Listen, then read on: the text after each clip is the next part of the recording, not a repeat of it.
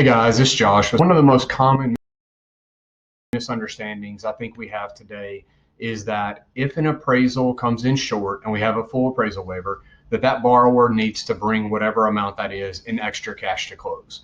And that is almost always not the case. As long as someone is putting down more than the minimum for their required program, we can always restructure the loan, provide them with some better options as opposed to what would happen if the appraisal were to come in that short. So I've got a good example for you today. This is one that a borrower requested on an offer they were making. So we don't actually have the appraisal yet. But over here, we have the original contract terms. So this is what they're going under contract at. They're doing an $855,000 purchase price and a $640,000 loan amount. And so they said, can you run some numbers for me if it comes in at $760,000? Now, I know this shows purchase price, but this system isn't set up for a low appraisal, so I just had to manipulate the numbers to show this. This is really the same program, $855,000 purchase price, only with a $760,000 appraised value. So I came up with two options for them in case the appraisal does. Here are those two options. So on this option, we keep the cash to close exactly the same. So literally, they don't bring an extra penny if the appraisal comes in, $95,000 short in this scenario. However, the payment does go up a little bit.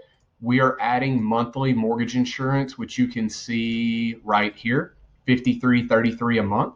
So their payment only goes up by $53.33 a month. The cash to close stays exactly the same. And as soon as they reach that 80% mark, they'll be able to get rid of that mortgage insurance and the payment will go back to what it was supposed to be anyway. So that's option one. Option two, the cash to close goes up by about $1,950. However, the payment stays exactly the same.